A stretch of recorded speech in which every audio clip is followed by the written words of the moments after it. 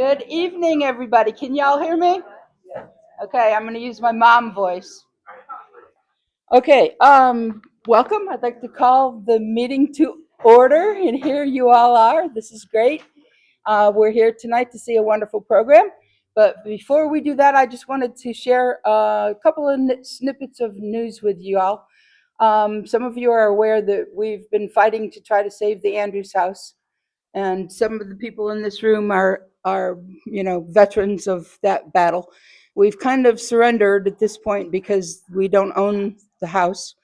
It's owned by a private developer, and he's determined to use it, so we can't stop him. But we have other things in the works, and when we have firmer news, I'll be happy to share that with you. The other thing I wanted to share with you guys is, like at the last meeting, I mentioned that the National Trust for Historic Preservation is suing the administration over the demolition of the East Wing. And we have an opportunity to provide public input if anybody's interested in providing public input on the planned ballroom. So, oh, good. Now I can really not see. Perfect. Oh, she was trying to read. All right.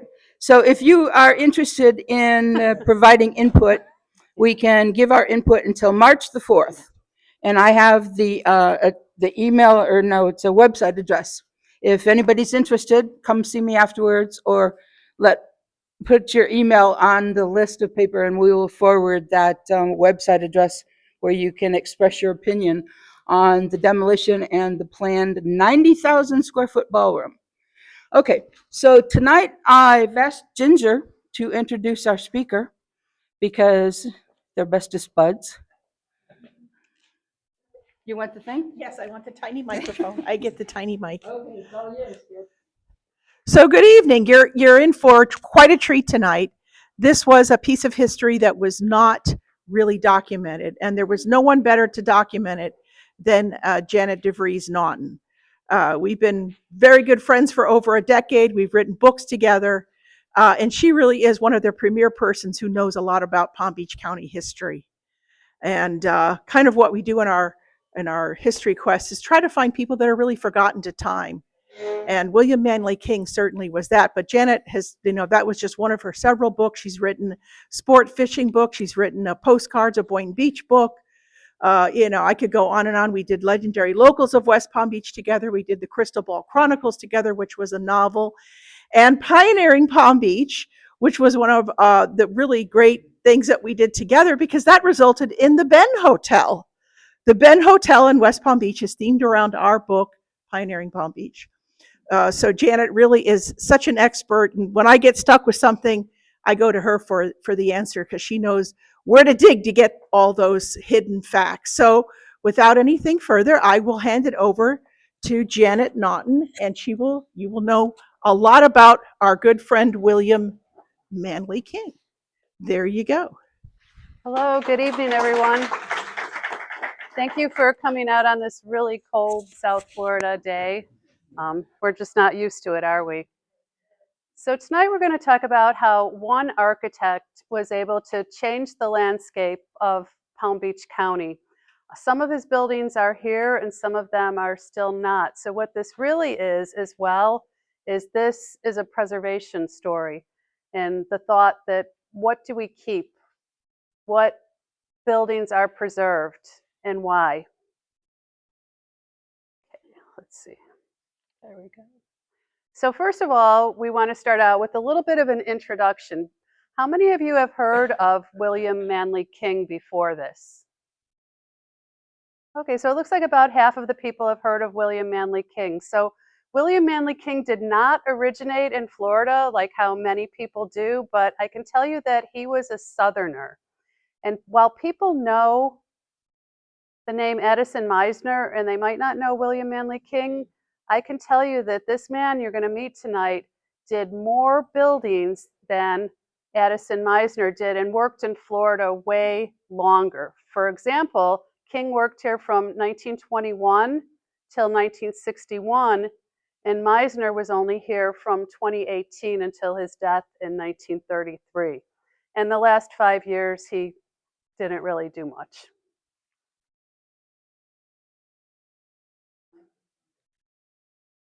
So his origin story starts in Macon, Mississippi. So again, this is a very southern town. And the reason why I'm showing you this is this helps to get his roots and see what his background was. So this is what they call a Sanborn map of Macon back in 1899, which was about the time the family left there. You can see the little buildings that are here. In this area right there, his father owned the ice factory. Oh, I got out of the way, sorry. His father owned the ice factory and he also owned the electric company. So what would this mean for somebody back in the 1890s? This meant that you could have conditioned air. And so he was the first person that conditioned air the buildings in those hot summers in the South, places like the courthouse. Now his mother was just as important because his mother was a dressmaker and she was a milliner. So he gets his artistic expression from his mother. Those two combined can make a fine architect. His training was in a place called University School for Boys, and this was in Stone Mountain, Georgia. So he went there, and it was like what you would call a finishing school. It was very strict. It was a boarding school. It was hard to get into, and the curriculum included not only 4 years of math, 4 years of English, 4 years of language, but also 4 years of Latin and penmanship. And the penmanship also comes in handy because he had a very, very fine hand. After he went to the university school, he ended up going to Georgia Tech. So that was before it was Georgia Tech, it was Georgia Institute for School of Technology. You'll see the yearbook. This is not the yearbook from his year, but it actually shows what you might call one of those sunlit arches on the front of the yearbook. What was also remarkable about this was he got married and he went to night school. He was in the first class of students to attend night school, and the architecture program was brand new. After that, he moved to where his father had moved. His father was working for the railroad over in Birmingham, and so William Manley King and his new wife moved to Birmingham. Now, you might wonder why Birmingham, but this was an up-and-coming southern city. It's sometimes called the Pittsburgh of the South because it was very industrial, and they already had many big buildings, where most landscapes, like in Macon and in Boynton, were very, very flat at this time. They were starting to have 4-story, 6-story, 8-story skyscrapers, and that was because of an invention of the elevator. While he was there, he first started out as a draftsman, and then after that, he started his own business, and he was a partner. He was a partner with 3 different people, and he learned many skills. He designed schools, he designed movie theaters, he designed a jail where he learned a really good lesson because the prisoners broke out.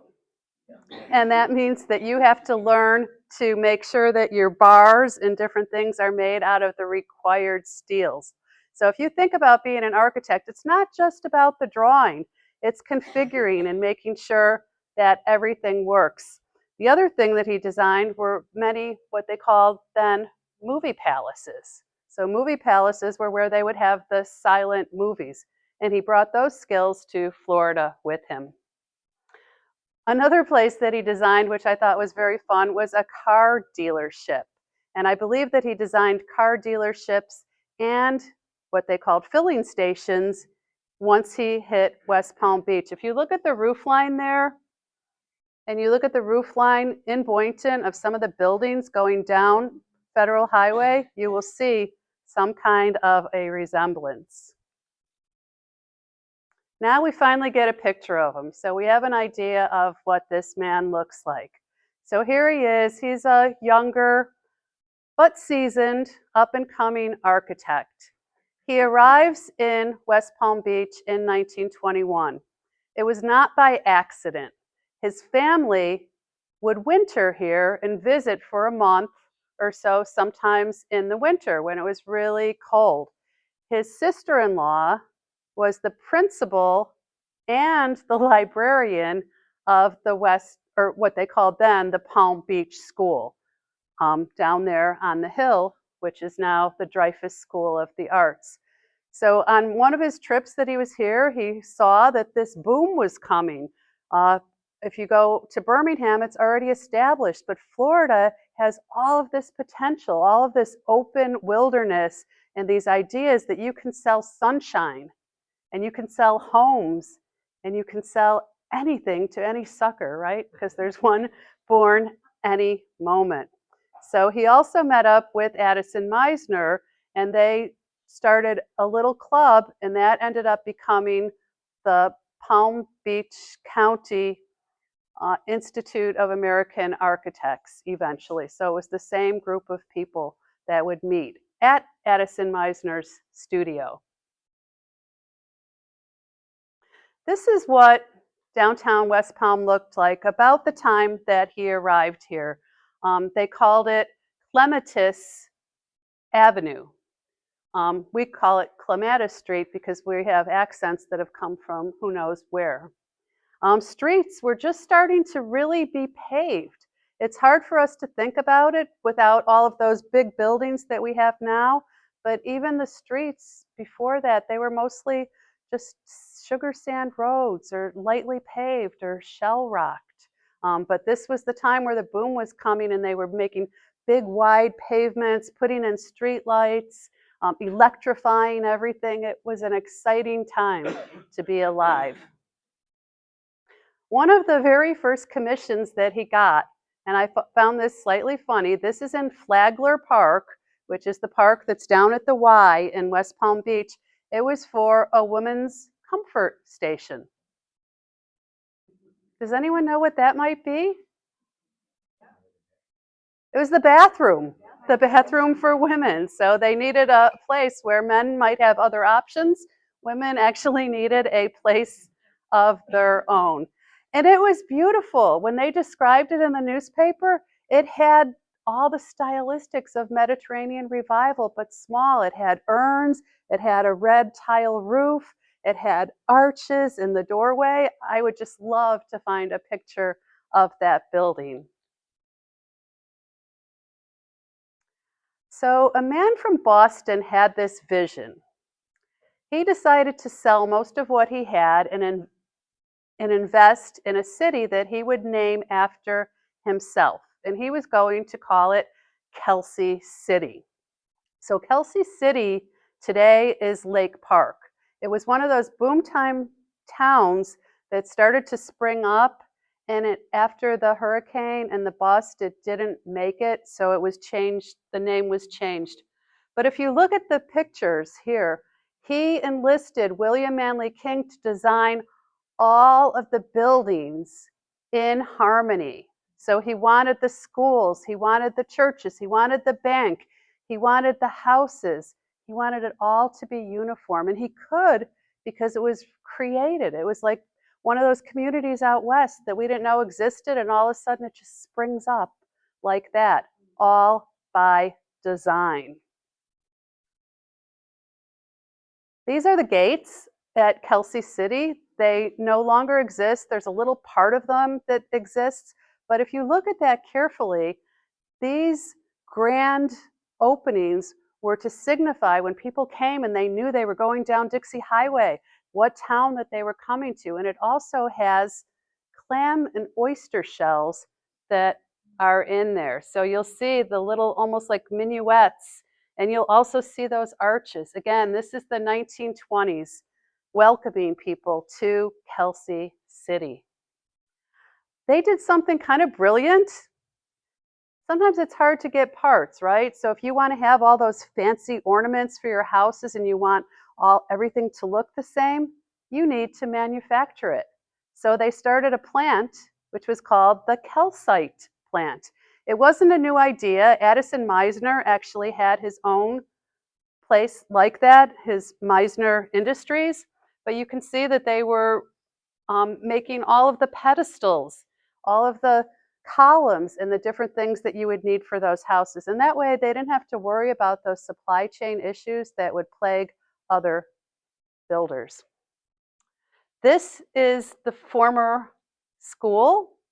It's now called Lake Park Elementary, and it's used for civic events, but this was the school that he designed in that neighborhood.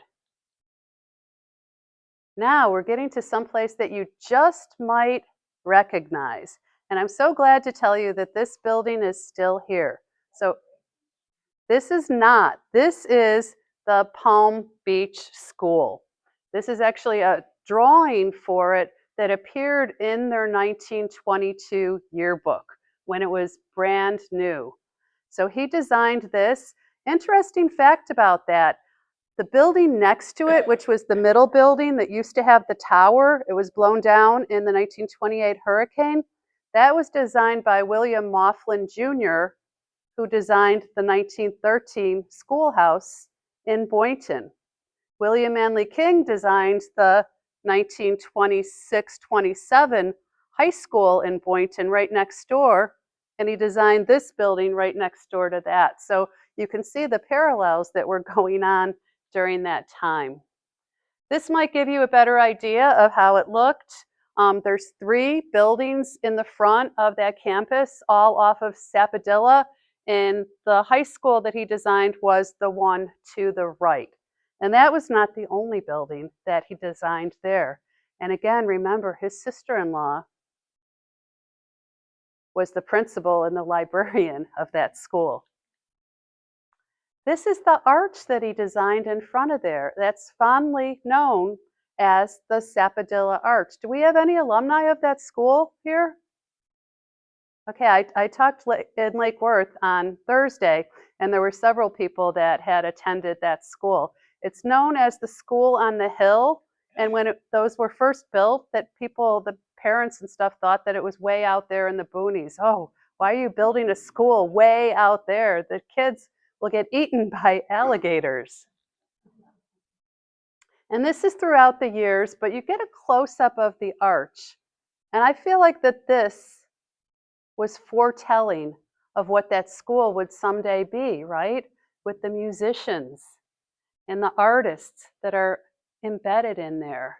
And that's way before it became the School of the Arts.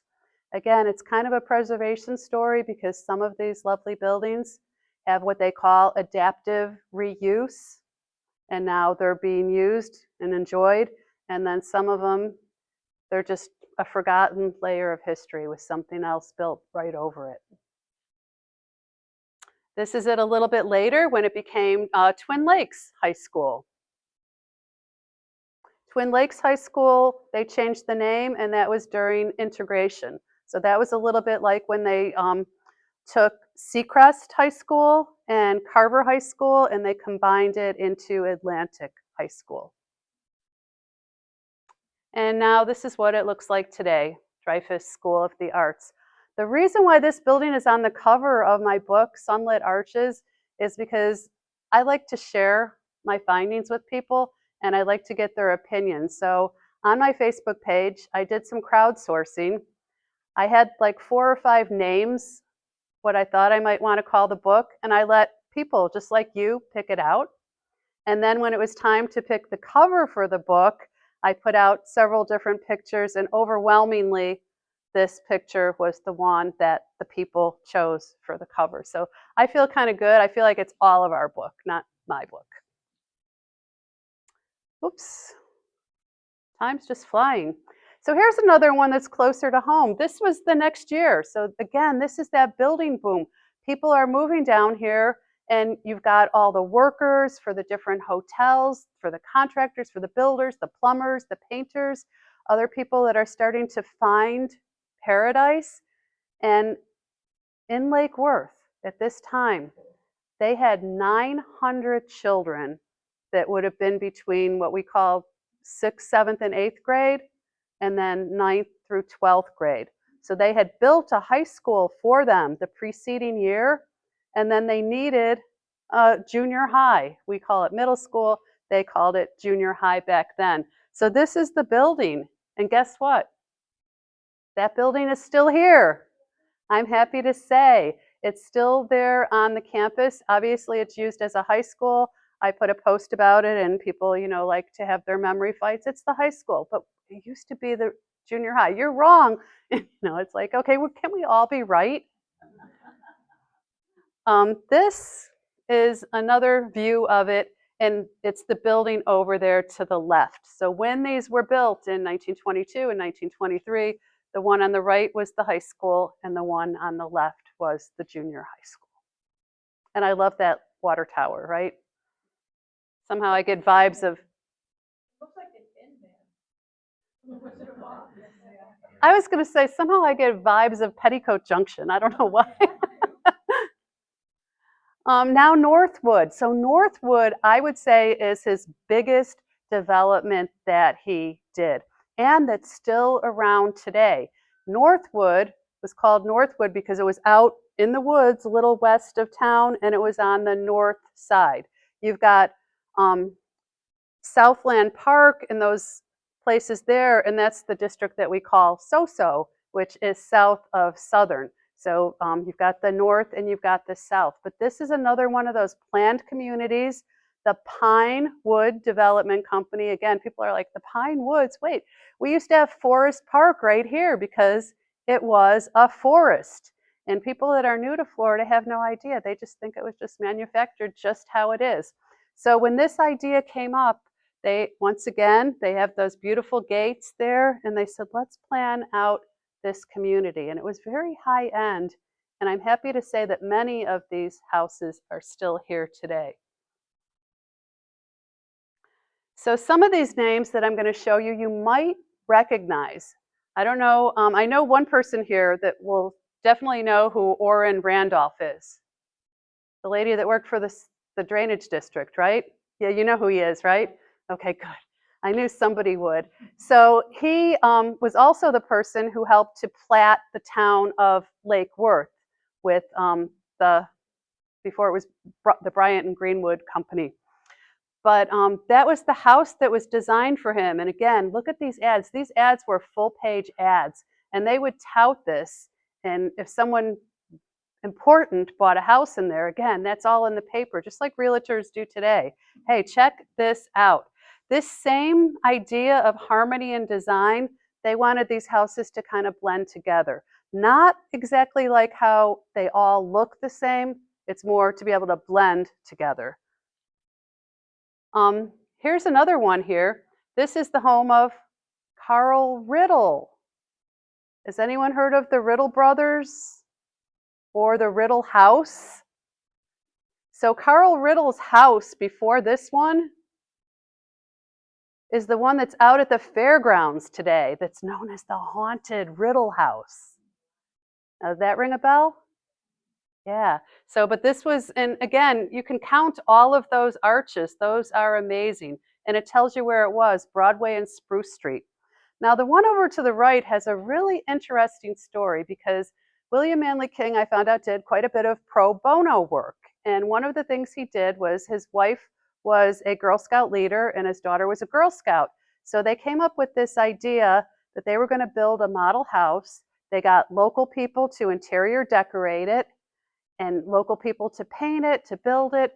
Everybody did their work pro bono. And then they sold this house, all to benefit the Girl Scout troop here in West Palm Beach, which was the first Girl Scout troop in all of Palm Beach County. This house is beautiful, and it still exists today in Northwood.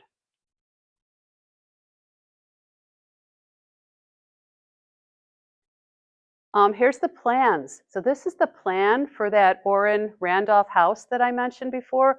They actually called it, they said it had some of Italian Renaissance too. So you have your Spanish Renaissance, your Mediterranean Renaissance. And this house is still here today. The reason why we have this beautiful drawing is that William Manley King's partner later in life, he donated all of the drawings to the Historical Society of Palm Beach County. So his name was Donald Edge. And if it wasn't for people like that take these documents and these drawings and save them so people like us can see them, some of these things would just be a memory.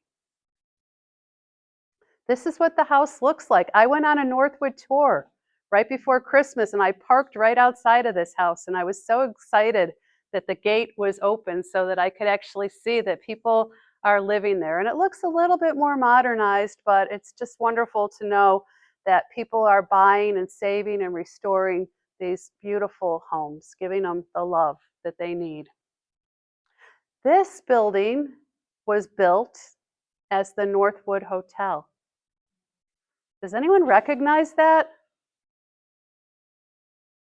Yeah, so if you've gone down Dixie, almost to where Curry Park is, and you turn to go into Northwood, and there's all those old shops along that road, and now they're building some big monster condos or apartments, it's the building that's right there on the corner. So it would be on the northwest side.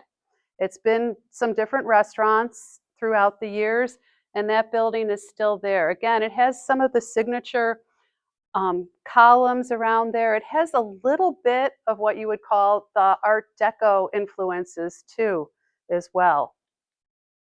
Northwood was the first official West Palm Beach historically designated neighborhood. So they set a trend with that, which is wonderful. This is pretty much what the building looks like today. It may have gotten another paint job, but again, you can see that they did save quite a bit of the beauty of it. And it still has that red tile roof. So here's another story. Not all of our stories end how we would want them to, but this house at 229 10th Street had sold for over $8 million in West Palm Beach. It's in the Prospect Park neighborhood. So you can think of north of downtown where Clematis is, and then it's on this big, big lot. And this is what it looked like in its heyday. So I got this canvas as a gift, and it was a print from a photo from this period of time. It looks pretty nice, right? The new owner has plans. The new owner's planning to raise this building so that they can build something bigger and better and more modern. And those stories go on, and you know, people are upset about it, but when someone owns a building, they can do whatever they want with it. Even when it's protected or on a register, there's still ways they can do this. Here's the interior. So these are from when it was last for sale. You can find these online. And it gives you the idea of what these homes originally looked like, with the polished wood floors, with the different beams up in the ceiling, with the arches, with the beautiful built-in fireplaces and mantels. And there's more. And most of these houses were also built with an extra building so that they were used, you would have your garage to keep your car in, and then you would have either a rental apartment or mother-in-law's apartment up above. You can see they have the Juliet balconies that are there, which were another signature of what William Manly King did. This is one of my favorite images that I found when I was researching.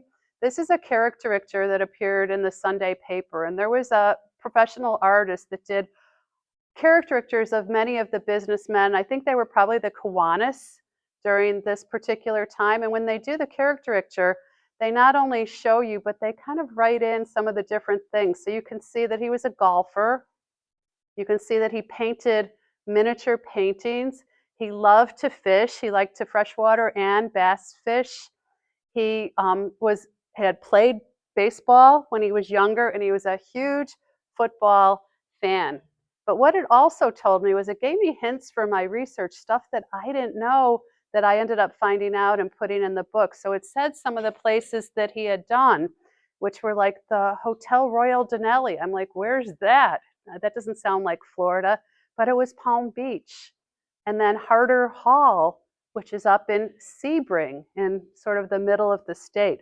But all of those little clues made it even more fun to research and find stuff that nobody might have known about. The Hotel Monterey. So they're giving these grand names to these places. This is very typical of a 1920s boom time hotel. What was special about it was that these were built with steel and they had elevators and they were fireproof. So they were considered fireproof. And if you think about prior to the 1920s, all of the buildings like the breakers twice burning down, so to have these features, and some of his buildings now were starting to have conditioned air. And what that meant was that people could now come and stay there all year round. That made Florida way more attractive, right? These are the plans. This is ink on vellum, and this exists in the Historical Society of Palm Beach County. What I learned from this, again, is that the architects were not just the artists and the planners, but they had to figure out where every window's going to go. They had to figure out the schedule for the plumbing, and they had to plan all of these different things and work with the contractors. It was a way more complex job than I would have ever thought. That's not a great view of it, but there's quite a few sketches like that that are really beautiful. And of course, the tourist brochure. So tourism is beginning to be a big thing. The automobile, people are coming down here for maybe the season, for maybe a month, and they would need nice places to stay. So they're advertising the Hotel Monterey, and they say it's a rendezvous of tropical smartness. So whoever was writing these things, they were pretty good at their, social media or whatever they were doing. This is an interior shot. This is a postcard. So again, not only do you have the hotel, but you're going to have restaurants, you're going to have a grill, and then you're going to have a cocktail lounge. So this is the Ritzy Platinum Bar and Cocktail Lounge in the Hotel Monterey. And that's just beautiful and snappy. Postcards and newspapers were some of my primary sources that I was able to use for this research. Here's a fun little one. This is a picture postcard someone would buy in the lobby or get complimentary and send to people back home. It's a little bit later. And again, it's looking very fanciful with the little picnic tables. And once again, you can see all of those arches. And just like today with our golden arches, right? They want to advertise, so they put the name above there so you can see it from far away. So even if you're driving maybe down the Dixie Highway, which was the main road, because they didn't have 95, they didn't have the turnpike, you would be able to see that.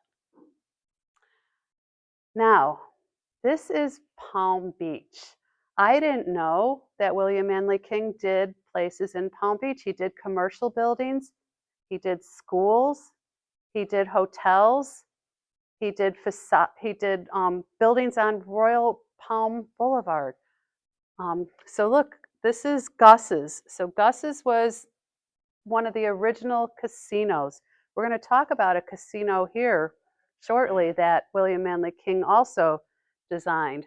So these are the people out there bathing, and right across the street from the famous Gus's Casino, and it's also right, to give you a reference, you know where the Worth clock is at the end of Worth Avenue?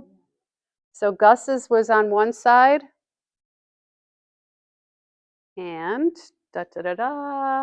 this hotel, designed by William Manley King, called the Billows, was right next to it. So they would have to go under A1A. You would go, because I guess there must have been a lot of traffic at that time. So this is early 1920s, about 1923. And again, they had all the stores, the different shops. You could go to the newsstand. You could go buy your sundries. You could buy not t-shirts, but it was probably other kind of clothing and towels and goodies that you could have. You could go get a sandwich and soup at the grill or dessert. And it was just a fun place to be. So this changed hands during the Great Depression, like many of the buildings did. They were sold for, I don't know, say pennies on the dollar or back taxes, and then it was renamed. I found the Hotel Royal Denali, and that one was at the opposite side in Palm Beach. That would be on the lake side, and it's right off of the Lake Trail next to the Beaux-Arts Plaza. So these two buildings were so special because, once again, unlike the Hotel Royal Point Siena, unlike the Breakers, these were open all year round. So that meant when the snowbirds left, the regular people could, have some fun. And they would have dances and parties, and they often had rooftop lounges that you could look out across at the shimmering waterways. Once it was sold, renamed, rebranded, it was called the Hotel Mayflower. Again, you can see that little coconut grove next to it in the Beaux-Arts Shopping Center, or Plaza. And then we started with the hotel era. So he built many different hotels. This one is kind of special because this would have been where what we call today City Place, Rosemary Square, City Place, whatever you want to call it. It was here. There were all over 200 or close to 300 old homes and hotels that were in that area that were all torn down. They wanted to clear it to make City Place. Part of it was blighted. There was some crime in the area. There was some arson that burned down some of the buildings.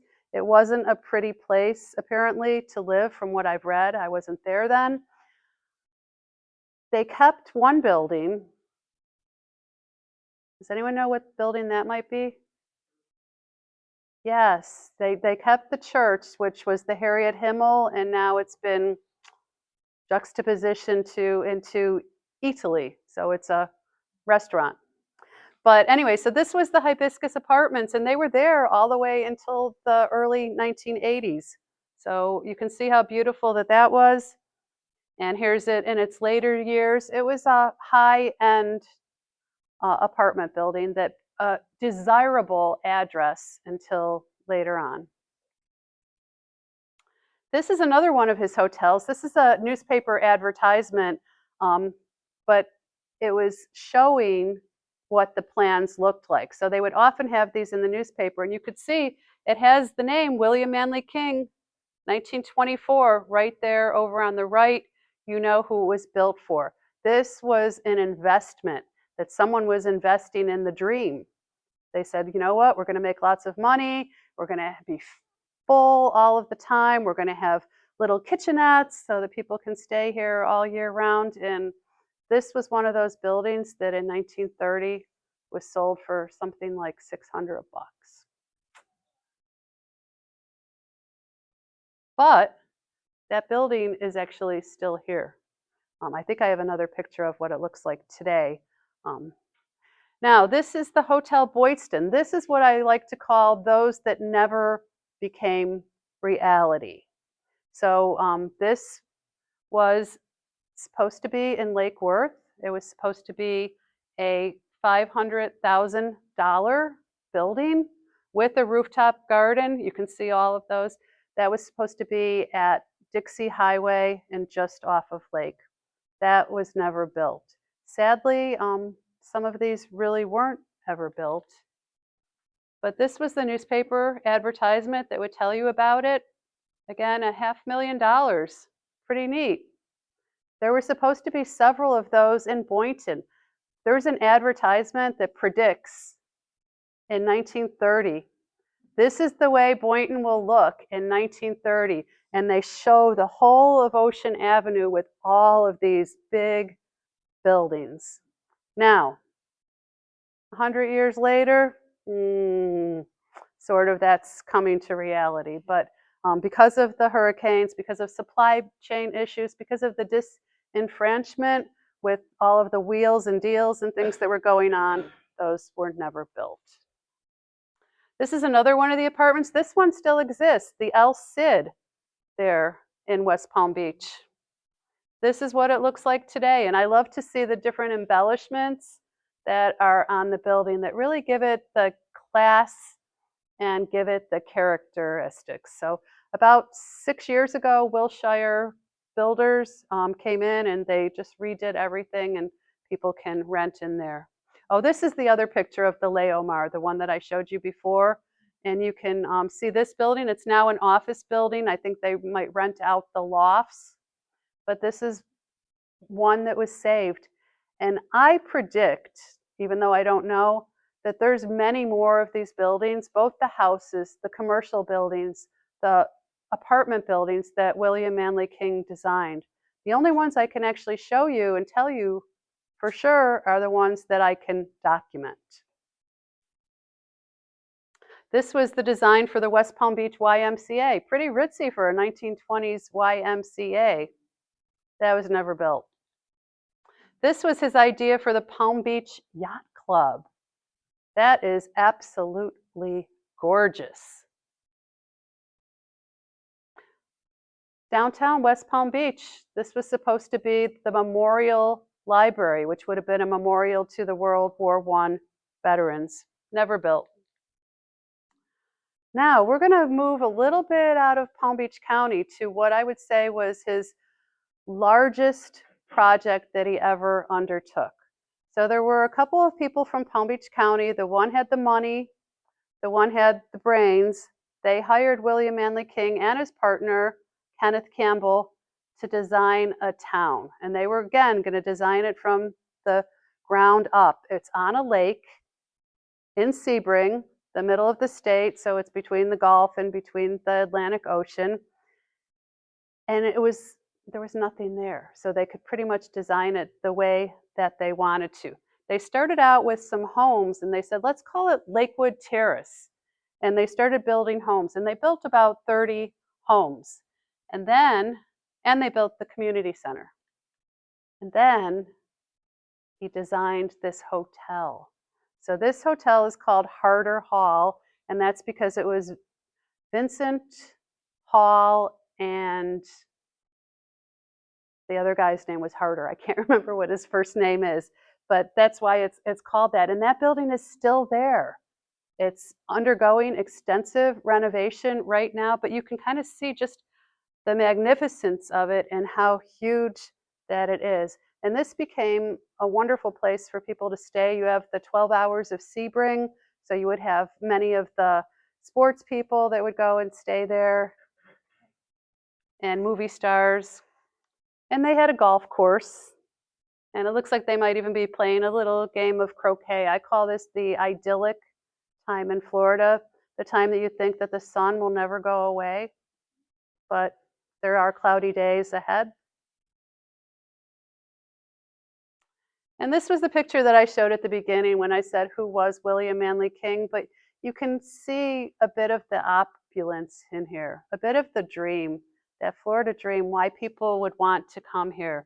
The cloisters, not unlike the cloisters in Boca Raton that Edison Meisner designed. So this is it undergoing, or actually this was when it was abandoned. And it was still abandoned here. They called it the Pink Lady. And again, the Pink Lady might need some makeovers, a little makeup.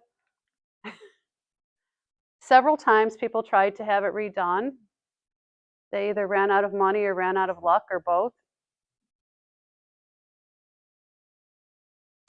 They stripped it down recently, so you can see lying underneath those cloisters are actually coconut palm tree designs, so it has that effect. So every detail, every part of this design was planned. It wasn't just thrown together like how some places are today. There's the roof. Now we're going to go back to Palm Beach. So this is over on Royal Poinciana Way. This is the building that's still there. He built others there, but again, they're not documented. So for a long time, this operated as Chuck and Harold's, right? Yeah, and what was it? So-and-so and Johnny's? Somebody know that? It wasn't Frankie and Johnny's. I forgot. Nick and Johnny's, yeah. So I'm not a Palm Beacher, so I can't remember all that. But yeah, so isn't that beautiful and remarkable that but it's been several places over the year, almost right next to Testa's, if you remember where Testa's was. Now we're coming back home. So hey, that is our Boynton High School. And isn't that a beauty? When you look at his work, you can see the symmetry. Everything matches. It's very balanced. And so that's one of the early pictures of it. And then in the 1928 hurricane, it lost the roof and the gymnatorium was crashed in. But they were able to rebuild it in record time. And this is just a fun photo. This is 1949, the last year that it was actually a high school before it became a elementary school. Do we have any alumni that went to school in this building here? Okay, yay. So we have a couple people. I know it wasn't a high school, Sarah, but yeah. So, and that automobile is actually amphibious, and they called it a duck. Now, this is where you come to the part about community action. What's saved? What gets demolished and why? This is how this building looked in the mid-2010s. It had become what you would call almost demolition by neglect, which is a real thing, by the way. So for years, so the city acquired it in, I believe it was 1991, the building. It sat dormant for a while. It was used for a couple different things. And my first encounter was when we did the 1996 playground build. And in the 1996 playground build, they used it to store tools in, and they also used the kitchen for food to feed the volunteers. And I remember being in that building and seeing it wasn't quite this bad at that time, but it was peeling paint and it had a strange smell and everything. But I looked around and I was like, this building is really special. This is something important. And my gosh, and who's the designer? And then we learned that it was William Manley King. Well, who's he? Well, he designed that school that's the Dreyfus. He designed the Jupiter School that's been redone. And so Barbara Reedy back there, our president, rallied the troops. Our city commission at this time decided that, and the mayor decided that the building was no good and was going to be torn down. So it was on the Florida Trust Most Endangered for how many years? 11 years. And the community, led by Barbara Reedy, rallied to save this. There were a lot of people, but look at, this is what it looked like. So what I would say to you, that no building is ever too gone if you've got the passion, if you've got the money, if you've got the support. So this is what we did on several occasions. You might see your picture there if you were there. We had people of all ages coming out with their signs. This place matters.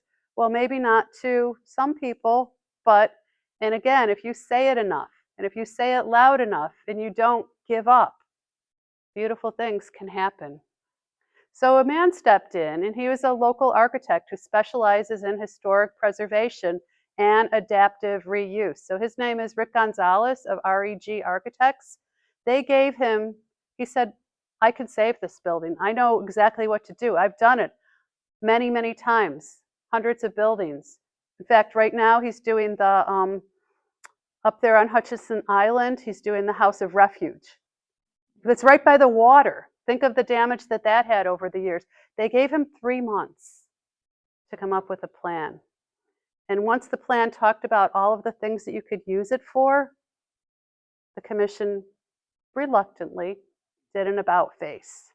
And this is what we have today, which is pretty remarkable. And we just had our art show last week or 2 weeks ago, and that was in this building, in that beautiful gymnatorium. And almost everyone who walked in the door, like, just walked through, and you get that feeling of pride. And that could have been a parking lot, right?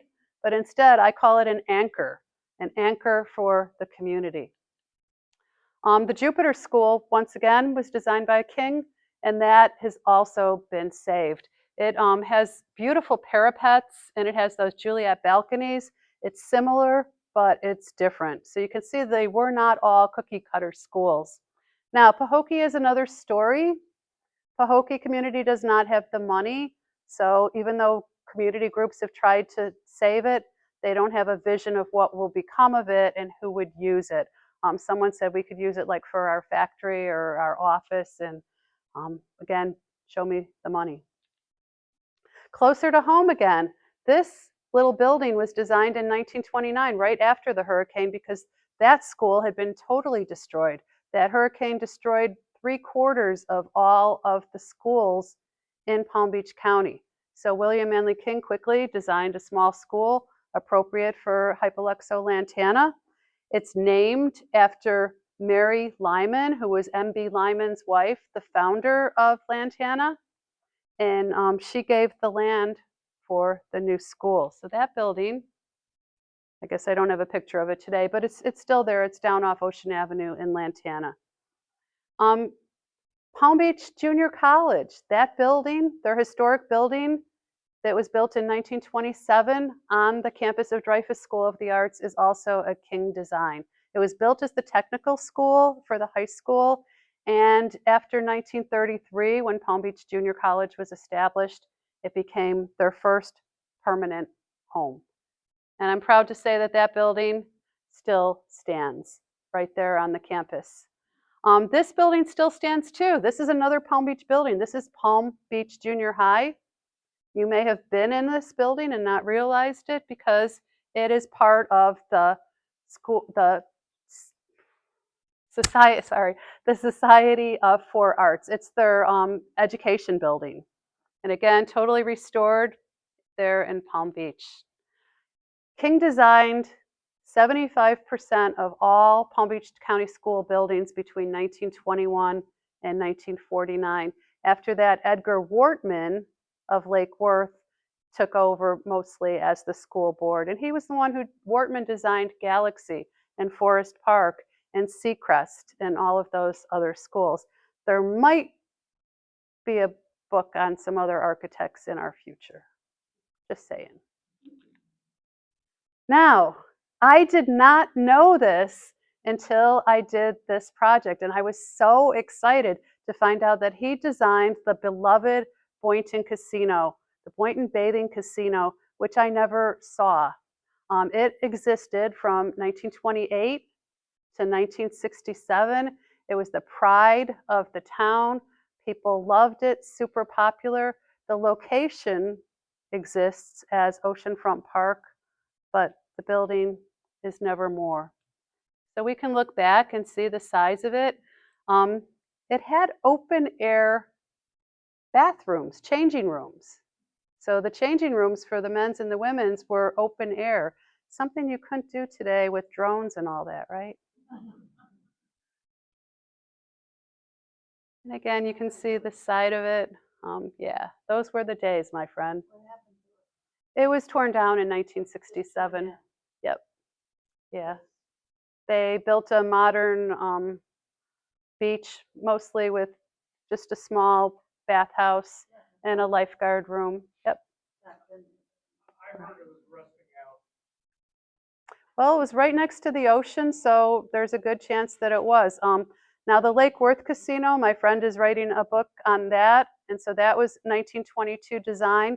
They totally boxed it up and changed it in the 1950s, and there was a name for that, Frankenstein, that they called it. And then Rick Gonzalez, once again in 2012, he came to the rescue, and he was the one who did the redesign, adaptive reuse, and now it looks like how it did. So again, Boynton doesn't always do it right, but with some things, they do. Now, in 1933, Addison Meisner passed away.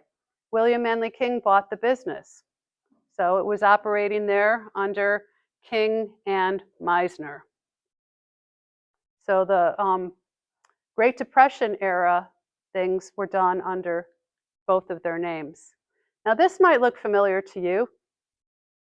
This is another one of the sunlit arches, and this is out at the Palm Beach Fairgrounds. It's the entrance today to yesteryear village. But when it was designed, it was during the Great Depression.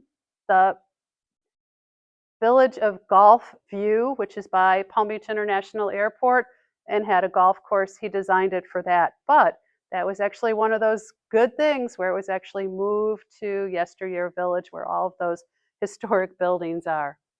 Now we're getting to some more fun stuff. So in the late 1930s, we had the West Palm Beach National Guard, and they needed a new armory. They were working out of this like stand somewhere outside. So William Manley King designed this, and here's some of the workers. So the workers were paid by the government. If anyone's familiar with the New Deal, that was where Franklin Delano Roosevelt helped put people back to work.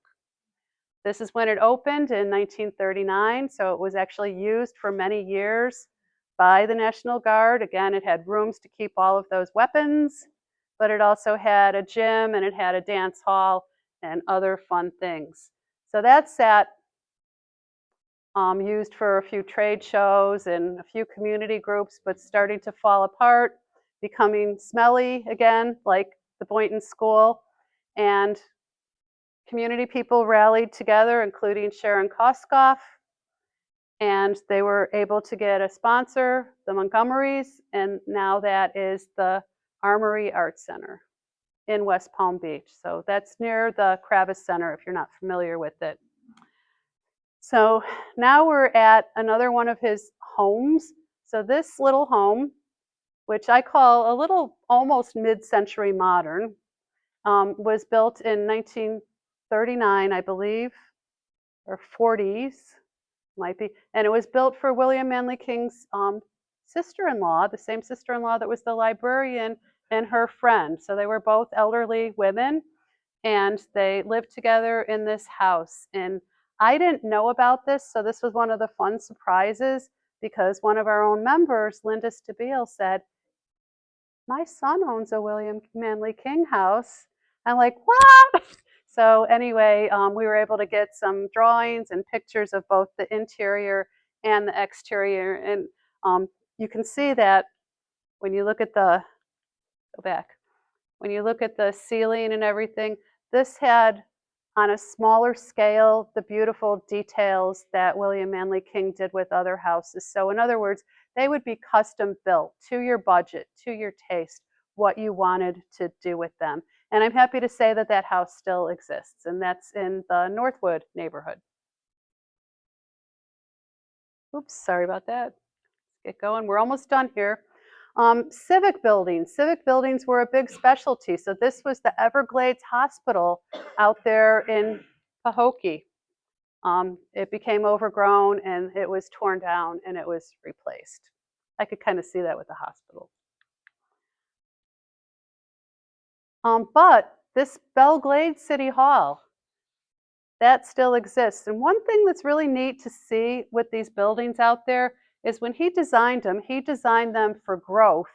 And then when the group had enough money to pay for the rest of it, they'd build another one. So this was the original building, and you'll see that is the right side there. So the right side of this one on the right was their town hall and their fire bay, but then they built another second firehouse there. So this was really a typical thing, and good architects can do that, and it looked like it always happened.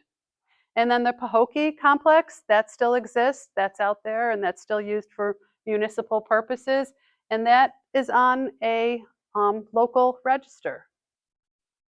They care about it. The West Palm Beach City Hall, he also built that, and their fire station.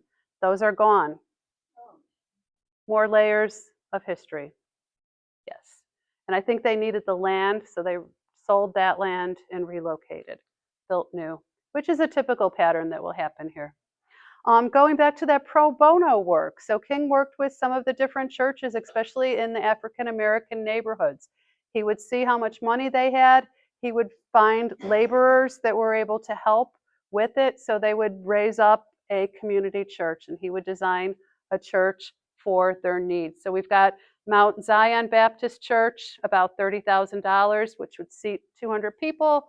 And then we've got the Bethel Missionary Baptist Church as well. And he got the price down to $35,000.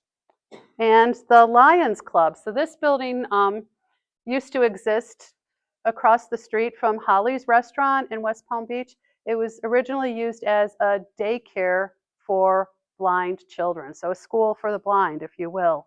And he did that work pro bono as well for the Lions Club. And in Orlando, again, branching out, the sanitarium there, this is Dr. Phillips Hospital. So this was during segregation. He built many hospitals up there, but he also built one for African Americans. And here is the groundbreaking on the left, and there is the dedication on the right. We have anybody who went to FSU? Go Knowles, come on. Yeah, so it used to be a women's school. It was for women, but in the night when they went co-ed, co-educational, they needed dorms. So he designed the dorms for the boys that were there, or the men as they call them. And then this is the most recent that I was able to get to. This was 1956. So this is the whole neighborhood of Palm Beach Shores. And you can see they look modern by today's standards, but again, if you live in a neighborhood that looks like that, you'll see that they're ripping them down and building some boxes right next to it that are big. So, did he get much recognition? Well, the American Association of Architects, the Palm Beach chapter, did recognize him. So this is in 2015. It had to do with us saving the school because it coincided around that time. And I guess they were like, oh, he really was somebody, right? So they award different awards. So this is at the Historical Society of Palm Beach County. So Ginger and I give cemetery tours of West Palm Beach. So it's the Woodlawn Cemetery, and we give monthly tours at night. It's not a ghost tour, it's an educational history tour. So when I found out that William Manly King was buried there, I was kind of excited. I was like, wow, I'd missed his tombstone. Well, how could I miss it? So I checked with the city clerk. I found where it's supposed to be. Go out there. Nothing there. There's a large empty thing.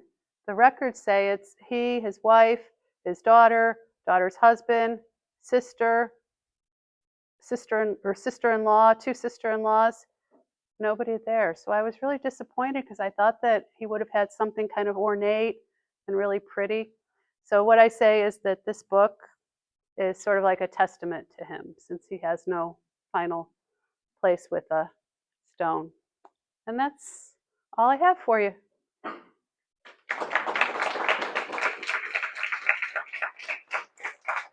So, and if you have any questions, I'll try to answer them. Do you have any number of how many municipal areas built?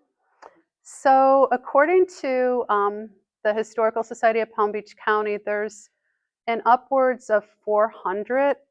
In the back of my book, I have several appendices. So I have appendices that list the addresses of the ones that I know are still there. I have the ones that they have the commissions for at the Historical Society, which are about 400.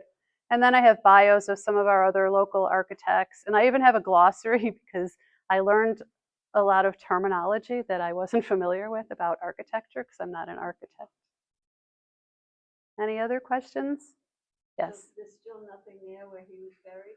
No, there's not. I mean, how do you know that's the right spot? Because the city clerk, they carefully keep the cards of everyone who buys it because it's like buying property. So they own that plat section. So the whole family is there. Yeah, and I've met the grandson, and we're kind of thinking about maybe buying him a marker. So, yes, Mike. I just wonder when you did pro bono, or they all did pro bono for that Girl Scout funding. I wonder if that had anything to do with the lot Girl Scout team. I don't know if that was So or not. I thought so, but he did do another Girl Scout camp. So his wife was from Georgia, and he had gone to school in Georgia, is where he met her, and he did a Girl Scout camp there. It was the first Girl Scout camp. It's called Juliet Low, and it's still there. And I found the plans in an American Girl magazine from 1922. And now they have the book in their library at the camp, so that's still there. But I did look for like Camp Walaka, and it used to be called Camp Marjorie somebody before it was Camp Walaka. And I don't have any proof that he did that. It was the same time period, so it's possible. Yes. If a person buys a home like the one you showed in the 1950s, and if I were to buy a home like that, I know that I'm buying it from John and Mary Smith. But if I don't have any idea that it was designed by a notable architect like William Manley King, how would I find that out? How can that be passed on? So there's quite a few different ways, and part of it depends on what neighborhood and if anything was documented. You can go all the way back to the Palm Beach County land records and see who owned the property all through that time. You can also search for different names. So you can put in the address, and in Boynton, our street addresses were not numbered like they are today until the 1950s, so that makes it harder. But in some places, as in Northwood, they had those same streets like Spruce since the 1920s. Some places, like in Palm Beach, they have the whole dossier like on all of these houses, because anytime something has to get done, if they do an improvement or they want a variance. So it all depends, and you have to be persistent, because sometimes with research and different things, it's easy. You find it, and then other times you just really have to dig, and it's hard. But don't they have to get some kind of permission to knock this house down? It's a historical house, isn't it? They would have to get a permit, but other than that, I don't know that. Is it happening? The one you showed us, This one, I don't know. It's in Palm Beach, so I'm not sure. Did you have a question? Yeah, it sounds like when he first came to Florida, he hit the ground running in the early 20s. I guess he had a staff working with him. It just seems like he was cranking out design after design. Did anything in the late 20s and early 30s with the Great Depression, did that affect his business much at all, or the collapse of the land boom and all of that? So that's a really interesting question. So he had Kenneth Campbell, who was his draftsman. So the draftsman would sometimes draw it, and then the architect would work with the contractors and with the permitting and make sure everything was going as it was. In the 1928 hurricane, like that same month, Campbell left town back to Canada, never came down here again. But I have heard that Addison Meisner had quite a few draftsmen that worked for him as well. Well, thank you all very much. I do have a few books left back there if anyone's interested. thank you. Thanks.